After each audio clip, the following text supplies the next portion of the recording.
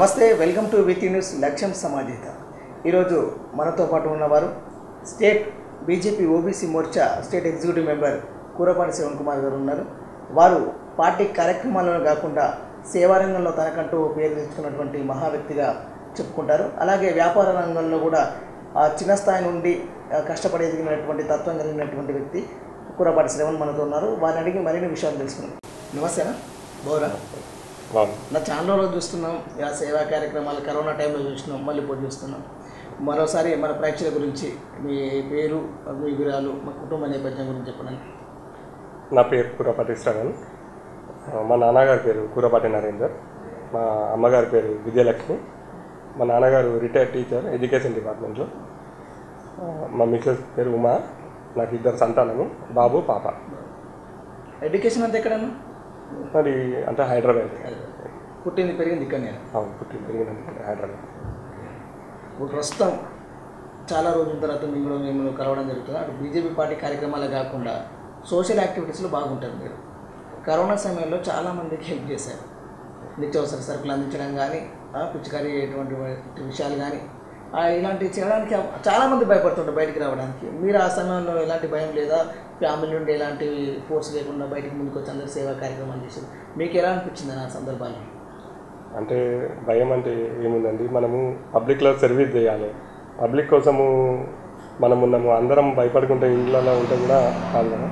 నాకు main service motto ఉంది కాబట్టి పబ్లిక్ కోసము ఎంతకైనా తెగించాలనే సంకల్పంతో నేను రావాల్సి వచ్చింది. అందుకోసం నేను చేయాల్సి వచ్చింది. అంటే ఇప్పుడు సేవా కార్యక్రమాలన్నీ చేస్తున్నారు అంటే మిత్రులందరూ కలిసి మీరు చేస్తారా, లేకపోతే మీరు స్వతహాగా ఏమైనా సొంత డబ్బులు ఏమైనా పెట్టి చేస్తారా? అంటే రెండు రకాలండి. నాకు నా సొంత డబ్బులతో చేశాను నేను. కొన్ని దగ్గర నాకు మిత్రుల సహాయం కూడా నాకు సపోర్టింగ్ ఉంది, దాని ద్వారా నేను చేశాను. ఇప్పుడు కరోనా సమయంలో చాలామంది మధ్యతరగతి కుటుంబీకులు కానీ, దిగువ మధ్యతరగతి కుటుంబీకులు కానీ ఆహార పదార్థాలు చాలా ఇబ్బంది పడ్డ క్షణాలు కూడా ఉన్నాయి. అవును. ఇప్పుడు మీరు ఆ సమయంలో వాళ్ళకు నిత్యావసర సరుకులు అందిస్తున్నప్పుడు నుండి వాళ్ళ నుండి ఎలాంటి స్పందన వచ్చింది? మీరు తిరుగుతున్నారు కదా, నిత్యావసర సరుకులు అందించిన సమయంలో వాళ్ళ నుండి ఎలాంటి రెస్పాన్స్ వచ్చింది? వాళ్ళు సంతోషం వ్యక్తం చేశారు. సరే రావడము, ఒక అడుగు ముందేసి సాయం చేయడంతో వాళ్ళకి ధైర్యాన్ని ఇవ్వడంతో కూడా వాళ్ళు కూడా సంతోషం వ్యక్తం చేశారు. ఎప్పుడు ఎలాంటి సమయాలు అయినా నాకు మీరు కాల్ చేయొచ్చు అని కూడా చెప్పాను నేను. కాబట్టి వాళ్ళకి మనోధైర్యాన్ని ఇచ్చానండి నేను. ఇప్పుడు అందరూ చాలామంది నిత్యావసర సరుకులు అంటే గేట్ దగ్గర ఎక్కడో పెట్టేసి వస్తారు. మీరు పిచికారి కూడా ప్రతి ఇంటికి ప్రతి వీధిలో కూడా చెల్లారు ధైర్యంగా ముందుకు. చాలామంది భయపడతారు ఆ సందర్భాల్లో. మీరు అలాంటి ధైర్యం చేసినప్పుడు కుటుంబం నుంచి, మీ కుటుంబ సభ్యుల నుంచి ఎలాంటి ఆబ్జెక్షన్స్ ఇట్లా చెప్పడం జరిగిందా? ఎందుకు అందరికి ఇబ్బంది అవుతుంది, ఇంట్లో ఫ్యామిలీ మెంబర్స్ కూడా ఇబ్బంది అవుతుంది, మీరు బయటకు రావడం ఏమన్నా అన్నారు ఇంట్లో కూడా? అంటే సాధారణంగా చెప్పాలంటే స్టార్టింగ్ నుంచి మరి సర్వీస్ మోటో ఉందండి. ఇంట్లో కామన్గా టెన్షన్ ఉంటుంది, కానీ జాగ్రత్తలు తీసుకొని పబ్లిక్లో చేయాలనే సంకల్పం ఉంది నాకు. కాబట్టి ప్రతి ఏరియాస్లో పిచికారితో మొత్తం అన్ని కాలనీస్లో నేను తిరిగానండి. అన్ని కాలనీస్లో తిరిగి చేయడం జరిగింది నాకు. ఇక అసలు విషయానికి వస్తే బీజేపీ పార్టీలో ముఖ్య రోల్ పోషిస్తున్నటువంటి మీరు ఎగ్జిక్యూటివ్ మెంబర్ ఉన్నారు ఓబీసీ మోర్చాలో. 20 సంవత్సరాలుగా మీరు బీజేపీ పార్టీలో ఉంటూ బీజేపీ కార్యక్రమాలు చేసుకుంటూ ఎక్కడ పార్టీ కార్యక్రమాలు జరిగినా కూడా ఆ పార్టీ కార్యక్రమాలు పాల్గొని అక్కడ ఉన్న నాయకులు కానీ వారిచ్చే ప్రసంగాలు విని మీరు ఆ బీజేపీ పార్టీలో పూర్తిగా లీనమైపోయారు. 20 సంవత్సరాల నుండి ఇప్పటి వరకు బీజేపీతో ఉన్నటువంటి అనుబంధం ఏంటి? నేను బీజేపీ పార్టీ నా హోదా లేనప్పటి నుంచి ఆ పార్టీ సిద్ధాంతాలు కానీ కార్యాచరణ కానీ నాకు చాలా ఇంప్రెస్ అయినాయండి. అందుకోసమే నేను ప్రతి కార్యక్రమం చురుగ్గా పాల్గొన్నాను నేను. అప్పుడు పూర్తి తీసుకుంటే గత ప్రధానమంత్రి గారు గౌరవనీయులు అటల్ బిహారీ వాజ్పేయి గారి దగ్గర నుంచి ప్రజెంట్ ఇప్పుడు మన నరేంద్ర మోడీ గారి దాకా సంక్షేమ కార్యక్రమాలు కానీ వివిధ కార్యక్రమాలు కానీ అన్నీ నాకు ఇంప్రెస్ ఉండే. కాబట్టి నేను ఇప్పుడు నాకు స్టేట్ ఎగ్జిక్యూటివ్ మెంబర్ పదవి లభించింది. కానీ నేను అప్పటి నుంచి కార్యక్రమాలన్నీ చురుగ్గా పాల్గొనుకుంటూ వస్తున్నాను నేను. ఇప్పుడు నాకు ఇచ్చిన పదవి కూడా నేను తగిన న్యాయం చేస్తాను. నరేంద్ర మోదీ గారిని కూడా త్వరలో ఏమన్నా అవకాశం ఉంటే కలవడానికి కూడా నేను ప్రయత్నం చేస్తాను. అంటే ఒక చిన్న కార్యకర్త నుండి, కింది స్థాయి కార్యకర్త నుండి state OBC Morcha executive member దాకా ఎలా అనిపిస్తుంది మీకు అనుభవం? ఒక చిన్న కార్యకర్తని ప్రజెంట్ ఈ పొజిషన్లో ఉన్నట్టే మీ దాని నుంచి మీ హ్యాపీనెస్ ఏమనుకుంటున్నారు? ఒకటండి, బీజేపీ పార్టీలో ఒక సాధారణ కార్యకర్త రాష్ట్ర స్థాయికి ఎదగచ్చు అనేదానికి నేనే ఉదాహరణ. నేను హోదా లేకుండే నాకు స్టార్టింగ్లో. తర్వాత నేను డివిజన్ స్థాయి నుంచి, నగర స్థాయి నుంచి ఇవాళ రాష్ట్ర స్థాయికి వచ్చినాను. నేను కూడా రాష్ట్ర స్థాయికి వస్తానని నేను ఊహించుకోలేదు. అధిష్టానము నా కార్యాచరణ కానీ నా పనితీరు కానీ గుర్తించింది. పెద్దలు బండారు దత్తాత్రేయ గారు కానీ, పెద్దలు కిషన్ రెడ్డి గారు కానీ ఎప్పుడైనా మాకు అందుబాటులో ఉంటారు. ఏది ఉన్నా మాకు మేము ఉన్నాము అని కార్యకర్తలకి భరోసా ఇస్తారు. తద్వారా నేను ఆ పార్టీలో ఉండడంతో నాకు ఈరోజు రాష్ట్ర స్థాయి గుర్తింపు వచ్చింది. తరచుగా మీ ఇటీవల కొన్ని ఫోటోలు చూస్తున్నాం. ఇప్పుడున్నటువంటి గవర్నర్ దత్తాత్రేయతో కానీ, కేంద్ర మంత్రి కిషన్ రెడ్డి గారితో మీకు చాలా సాన్నిహిత్యం ఉంటుంది. ఎప్పుడు కలిసినా కూడా తమ్ముడు బాగున్నామని కూడా అంటుంటారు. అలా ఎలాంటి అనుబంధం, ఎందుకు దాని గురించి మీరు? మాది బేసికలీ తార్నక డివిజన్ అండి, సికింద్రాబాద్ పార్లమెంట్ కిందకి వస్తుంది. ఇంతకు ముందుకు గౌరవనీయులు దత్తాత్రేయ గారు సికింద్రాబాద్ పార్లమెంట్ ఎంపీ ఉండే. తర్వాత ప్రజెంట్ గౌరవనీయులు కిషన్ రెడ్డి గారు ఉన్నారు. అప్పటి నుంచి నేను కార్యక్రమాల్లో పాల్గొన్నా కాబట్టి ఎక్కడ కూడా దత్తాత్రేయ గారు కనిపించినా ఏం బిడ్డ బాగున్నావా అని పలకరించేవారు. ఇప్పటికి కూడా కిషన్ అన్న ఎక్కడ కనిపించినా కూడా ఏం తమ్ముడు ఎలా ఉన్నామని ఆప్యాయంగా పలకరిస్తాడు. గత 20 సంవత్సరాల నుంచి నేను చిన్న కార్యకర్త ఉన్నప్పటి నుంచి నేను ప్రతి కార్యక్రమంలో పాల్గొనేవాడిని.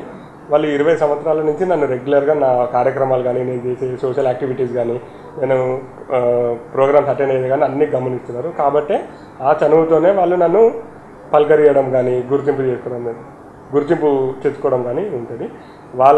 నన్ను ఈరోజు ఈ స్థాయికి వాళ్ళ ద్వారా రావడం కూడా నేను నా అదృష్టంగా భావిస్తున్నాను. అలాగే బీజేపీ సీనియర్ నేత, ప్రస్తుతం దివంగత నేత ఆలయ నరేంద్ర గారి కుటుంబంతో కూడా మీకు మంచి సత్సంబంధాలు ఉన్నాయి, వారి సాన్నిహిత్యం ఉంది. వాళ్ళ కుమారులైనటువంటి భాస్కర్ గారు కానివ్వండి, నరేంద్ర గారు, వాళ్ళతో ఎలాంటి అనుబంధాలు ఉన్నాయి? ఆలయ నరేంద్ర గారు ఒక ఫ్యామిలీ రిలేషన్ అండి. బాయ్సాబ్ ఉన్న అప్పటి నుంచి కూడా రెగ్యులర్గా వాళ్ళ ఇంటికి మేము చెయ్యేది. ఈరోజు భాస్కర్ అన్న కానీ, జితేంద్ర అన్న కానీ, మన state president OBC Morcha state president Bhaskar అన్న గారు కానీ, లేకపోతే మన ఆలయ జితేంద్ర అన్న కానీ, మాజీ కార్పొరేటర్, నాకు అన్న వాళ్ళు కూడా నాకు బ్రదర్స్ లాగా రిలేషన్. ఆలయ నరేంద్ర గారు ఉన్నప్పటి నుంచి కూడా నేను వాళ్ళ ఇంటికి వెళ్ళడం కానీ, చేయడం కానీ అప్పటి నుంచే మాకు ఫ్యామిలీ రిలేషన్ ఉండదు. దాని ద్వారా ఈరోజు కూడా మాకు అదే కంటిన్యూ అవుతుంది. ప్రస్తుతం తెలంగాణ రాష్ట్రంలో బండి సంజయ్ చేస్తున్నటువంటి ప్రజా సంఘం యాత్ర వల్ల రాష్ట్రానికి ఎలాంటి ఉపయోగం ఉంది, బీజేపీ పార్టీకి ఎలాంటి ఉపయోగం వస్తుంది? ఇప్పటికప్పుడు ఎన్నికలు పెడితే బీజేపీ పార్టీ గెలుస్తుందా? తప్పకుండా ఈసారి బీజేపీ ప్రభుత్వమే రాబోతుందండి. ఇప్పటికిప్పుడు ఎలక్షన్ పెట్టినా కూడా 90 సీట్లు ఖాయం బీజేపీ పార్టీకి. కాబట్టి ప్రభుత్వం ఏర్పడేది ఈసారి ఖచ్చితంగా బీజేపీ పార్టీ. ఉమ్మడి ఆంధ్రప్రదేశ్లో తెలంగాణ ఉద్యమం జరుగుతున్న సమయంలో మిలియన్ మార్చ్ ప్రవేశపెట్టిన కార్యక్రమానికి ఉద్యమంలో మీరు కూడా చాలా ప్రముఖ పాత్ర పోషించారు.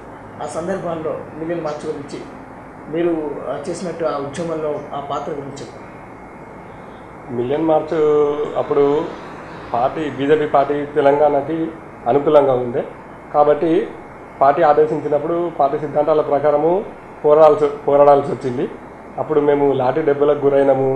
రకాల చిత్రహింసలకు పోలీసుల ద్వారా కానీ, రకరకాల వర్గాల ద్వారా కానీ మేము ఇబ్బందులు అయినా మేము ఏది లెక్క చేయకుండా, లాఠీ చార్జ్కి కానీ, మేము చిత్రహింసలకి ఏది లెక్క చేయకుండా తెలంగాణ కోసం ప్రత్యేక రాష్ట్రం సాధించాలని తపనతోని ప్రాణత్యాగాన్ని కూడా మేము వెనకాడకుండా పోరాడడం జరిగింది. అప్పుడు తెలంగాణ ఉద్యమంలో మీ పైన కేసులు ఉన్నాయా? కేసులు అంటూ ఏం లేవండి. కాకపోతే పోలీసు వాళ్ళు పట్టుకెళ్లారు, మళ్ళా తర్వాత వదిలేయడము, మళ్ళీ పట్టుకెళ్ళడము, ఇదే జరిగింది ఆ టైంలో. మిలియన్ మార్చిలో పోలీసుల దాడిలో మీకు కొన్ని గాయాలనేటువంటి కూడా సమాచారం ఉంది, అది ఎంతవరకు నిజం? మిలియన్ మార్చ్ చేసే సమయంలో పోలీసులు రావడంతో మేము పరిగెత్తడం, దాని ద్వారా పరిగెత్తేటప్పుడు పడడం కానీ, లేకపోతే వాళ్ళు వచ్చి లాఠీచార్జ్ చేయడం కానీ, అలా దెబ్బలు తగిలిన మాట వాస్తవమే అని చెప్తున్నారు. ప్రధాని నరేంద్ర మోడీ ప్రవేశపెట్టిన స్వచ్ఛ భారత్ కార్యక్రమంలో కూడా మీరు చాలా చురుగ్గా పాల్గొన్నారు. చాలా చోట్ల స్వచ్ఛ భారత్ మిషన్ కూడా పాల్గొన్నారు నాయకులతో కలిసి. ఆ అనుభవాలు ఎలా ఉన్నాయి? ప్రధానమంత్రి గారి ఆదేశాల మేరకు స్వచ్ఛ భారత్ మేము మా నియోజకవర్గంలోని తార్నక డివిజన్ మరియు సీతాఫలం డివిజన్లో పాల్గొనడం జరిగింది. అక్కడ కార్యక్రమంతో పాటు చెట్లు నాటడం కూడా మేము కార్యక్రమాలు చేశాము. నాయకులు, మా సీనియర్ నాయకులు, మా డివిజన్ నాయకులు అందరి ఆదేశానుసారం మేము గత వారం రోజులుగా స్వచ్ఛ భారత్లో పాల్గొనడం జరిగింది. నియోజకవర్గంలోని వేరే వేరే డివిజన్లో చేయడం జరిగింది. మాది తార్నక డివిజన్లో కూడా మేము కార్యక్రమాలు చేశాము. అలాగే సీతాఫల్ మండి డివిజన్లో కూడా మేము స్వచ్ఛ భారత్ కార్యక్రమాలు కంటిన్యూగా 2 days 3 days కూడా మేము చేయడం జరిగింది. అలాగే లాలపేటలో కూడా ప్రొఫెసర్ జయశంకర్ స్టేడియం అని ఉంది, ఆ లొకాలిటీలో కూడా మేము చేయడం జరిగింది. ఇలా ప్రతి కార్యక్రమంలో చురుగ్గా పాల్గొంటూ పార్టీ సిద్ధాంతాల ప్రకారము వాళ్ళు ఆదేశానుసారం కార్యక్రమాలు చేసుకుంటూ కొనసాగుతూ వచ్చాను. అలాగే మీ సామాజిక వర్గానికి సంబంధించినటువంటి సంఘాలలో కూడా ప్రముఖ పాత్ర పోషిస్తున్నారు, వాటి గురించి కూడా మీరు చెప్పండి. నేను గతంలో తెలంగాణ పద్మశాలి యోజన సంఘానికి స్టేట్ వైస్ ప్రెసిడెంట్ ఉండే నేను అప్పుడు మా కమ్యూనిటీ పరంగా కూడా కార్యక్రమాలు నిర్వహించడం కానీ పాల్గొనడం కానీ జరిగింది. చేనేత వర్గానికి సంబంధించిన ఆర్థికంగా వెసులుబాటు ప్రాపర్గా లేని వాళ్ళకి, తల్లిదండ్రులు చనిపోయిన వాళ్ళకి నగదు వాళ్ళకి ఏ రకంగా అయితే అవసరం ఉంటుందో ఆ రకంగా నగదు రూపేణా కానీ వస్తువు రూపంగా కానీ అనాథ పిల్లలకి బుక్స్ పంచడం కానీ ఇలాంటివి నేను మొత్తం మన యాదాద్రి భువనగిరి జిల్లాలో చేశాను. ఇర్రెస్పెక్టివ్ ఆఫ్ ఏరియా నేను కమ్యూనిటీ వైజ్ ఎక్కడ వాళ్ళ నీడ్ ఉంటుందో అక్కడ వెళ్ళడం జరిగింది. వాళ్ళకి ఆర్థికంగా కూడా సహాయం చేయడం జరిగింది. పిల్లలని స్కూల్లో జాయిన్ చేయడం జరిగింది కొంతమంది పిల్లలని. అలాగే మా కమ్యూనిటీ పరంగానే కాకుండా ఇతర కమ్యూనిటీ వాళ్ళకు కూడా ఆర్థికంగా సహాయం చేయడం కానీ వస్తువు రూపైనా కానీ చేయడం జరిగింది. ముఖ్యంగా చిన్నపిల్లలకి, బడికి వెళ్ళే పిల్లలకి పుస్తకాలు కొనివ్వడమే కానీ వాళ్ళకి సంబంధించిన విద్యకి సంబంధించిన ఏ అవసరం ఉన్నా కూడా నేను సహాయం, బ్యాగులు, పెన్నులు కూడా అందించాను, అది నేను చేయడం జరిగింది. అలాగే వాళ్ళకి కావాల్సిన ఆర్థికంగా ఏమైనా డబ్బులు అవసరం ఉన్నప్పుడు కూడా డబ్బులు కూడా నేను ఇవ్వడం జరిగింది వాళ్ళకి. దాంతోపాటు నేను కొన్ని అనాథ ఆశ్రమాలు వాళ్ళు కూడా నన్ను సంప్రదించడం జరిగింది. వాళ్ళకు కూడా నాకు తోచిన సహాయము నేను చేయడం జరిగింది. ఇలా ఎవ్వరు వచ్చి నన్ను కలిసి సాయం అడిగినా ఏది అడిగినా కానీ నేను ప్రతి ఒక్కరికి వాళ్ళకి ఏదైతే అవసరం ఉంటుందో అది తప్పకుండా నా వంతు నాతో అయిన సహకారం నేను వాళ్ళకి అందించడం జరిగింది. అది డబ్బు రూపేణా ఉండొచ్చు, లేకపోతే వస్తు రూపేణా ఉండొచ్చు, లేకపోతే మనకి ఆహార పదార్థాలే కావచ్చు. భవిష్యత్తు గురించి చేశాను. ఇప్పటికీ కూడా ఎవరన్నా ఉండి వాళ్ళకి ఏ అవసరం ఉన్నా కూడా నన్ను సంప్రదించవచ్చు, ఏది ఉన్నా కూడా నేను చేయడానికి సిద్ధంగా ఉన్నాను. హైయర్ స్టడీస్ చేసిన వాళ్ళందరూ విదేశాల్లోకి వెళ్ళి స్థిరపడాలనుకుంటారు, అక్కడనే జాబులు చేసుకుని అక్కడనే లైఫ్ స్టార్ట్ చేద్దాం అనుకుంటారు, అక్కడనే ఫ్యామిలీ కానీ మ్యారేజ్ అయిన తర్వాత మొత్తం ఏదైనా అక్కడనే చేద్దామనుకుంటారు. మీరు డబల్ మాస్టర్ చేసి ఇక్కడే ఉండి ఈ వ్యాపారాలు చేసుకుంటున్నారు, ఎప్పుడైనా అనిపించిందా? ఎవరైనా అన్నారా ఇలా? అంటే ముఖ్యంగా నేను చెప్పదలుచుకుంది ఏంటంటే నాకు విదేశాలకు వెళ్ళి విదేశాలలో సెటిల్ అవ్వాలని లేదు. నాకు మన దేశంలో ఉండి మన దేశంలోనే సర్వీస్ చేసుకుంటా ఇక్కడే డెవలప్ కావాలని ఉండేది. కాబట్టి నాకు దీంట్లో మాకు కొంచెం భూమి ఉండే భువనగిరిలో, దాంట్లో కొంత భూమి తీసేసి వచ్చిన డబ్బుతోని కొంచెం పెట్టుబడి రియల్ ఎస్టేట్ రంగంలో పెట్టడం, ఆ రంగంలో నాకు అనుభవం ఉండడంతో అలా చేసుకుంటూ పోవడంతో నాకు ఈ ఫీల్డ్లోనే నేను డెవలప్ అయ్యాను. దాంతోపాటు నాకు ఎంప్లాయ్మెంట్ ఇచ్చినట్టు ఉంటుందని నాదొక ఆలోచన. మీరు వ్యాపార రంగాల్లో మొదటి నుండి ఎవరు ఫ్యామిలీ బ్యాక్గ్రౌండ్ ఉందా, కేవలం భూమిని మాత్రం పెట్టుబడిగా పెట్టి పైకి వచ్చారంటారు?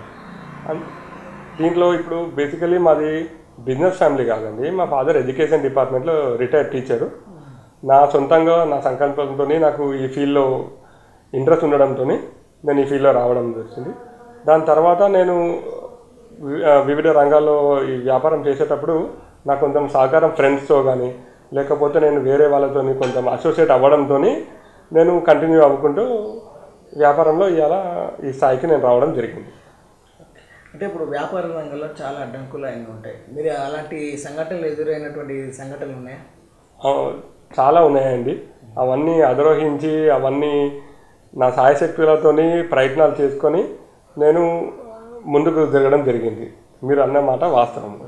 ఇప్పుడు మరి మీరు ఒక్కరే ఉన్నారా, మీతో పాటు అసోసియేట్ మెంబర్స్ కానీ మీ సంస్థలో కానీ మీ వెంచర్లని స్టార్ట్ చేయడానికి మీరు ఒక్కరే ఇవన్నీ ఏర్పాటు చేసుకున్నారా, లేకపోతే మిత్రులు ఎవరైనా ఉన్నారా, లేకపోతే బిజినెస్ మ్యాగ్నెట్తో కలిసి ఈ జర్నీ స్టార్ట్ చేశారు? నాకు కొంతమంది మిత్రులతోని అసోసియేట్తోని నాకు వాళ్ళ సపోర్ట్ ద్వారా వాళ్ళ హెల్ప్ ద్వారా నేను ఈరోజు ఈ స్థాయికి చేరుకోవడం జరిగింది.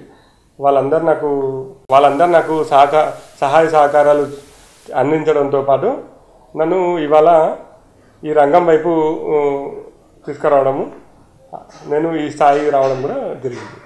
ఈ రంగంలో నేను ఈ స్థాయికి రావడానికి కారణం నా మిత్రులు, నా సన్నిహితులు, నా వెల్విషర్స్, వాళ్ళందరూ తోడ్పాటుతో, వాళ్ళందరూ నాకు సహాయ సహకారాలు ఇవ్వడంతో నేను ఈరోజు ఈ స్థాయికి రావడం జరిగింది. కాబట్టి నేను వాళ్ళందరికీ కూడా నేను ధన్యవాదాలు తెలుపుతున్నాను. కొంతమంది నాయకులు కానీ వ్యాపారవేత్తలు కానీ ఒక చిన్న దానికే గల్లీలో లీడర్లు కాస్త గల్లాలు ఎగరేసే స్థాయికి ఉన్నంత వరకు చాలా చేస్తుంటారు. మీరు ఇంత ఉన్నతంగా ఉండి, ఆర్థికంగా ఉండి, 10 మందికి సేవ చేసుకుంటూ అటు పార్టీ కార్యక్రమాల్లో రియాల్టర్గా ఎన్నో కార్యక్రమాలు చేపట్టారు. ఏనాడు మీరు పబ్లిసిటీ కోరుకోలేదు. దీని గురించి ఏమంటారు? నాకు ముఖ్యంగా పబ్లిసిటీ మీద ఎక్కువ ఇంట్రెస్ట్ లేదండి. సర్వీస్ మోటో మనం పని చేసుకుంటూ వెళ్ళాలి, గుర్తింపు ఆటోమేటిక్ వస్తుంది. నాకు ప్రజలలో ఉండి సర్వీస్ చేయాలనే తపన తప్పించి పబ్లిసిటీ చేసుకోవాలని. మేము కరోనా టైంలో కూడా ఎక్కడ కూడా మేము చాలామందికి హెల్ప్ చేస్తాం, కానీ ఎక్కడ కూడా మేము పబ్లిసిటీ అనేది చేయలేదు. మాకు ముందు నుంచి కూడా ఎక్కడ కూడా పబ్లిసిటీ చేసుకోవాలనేది నాకు అలా ఇంట్రెస్ట్ ఏం లేదు.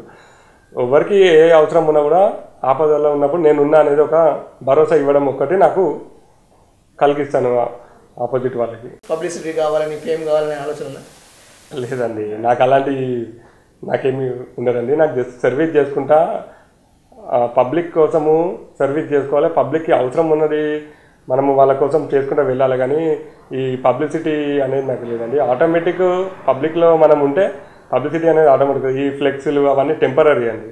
మనము వాళ్ళకి మెయిన్ నీడ్ ఏదైతే ఉందో అది చేసుకుంటే పబ్లిక్లో మనకు సరిపోతుంది. అంతేగాని ఫస్ట్ నుంచి నాకు లేదు ఆ ఇంట్రెస్ట్ కూడా. అలాంటిది ముందు కూడా నాకు ఏం లేదండి.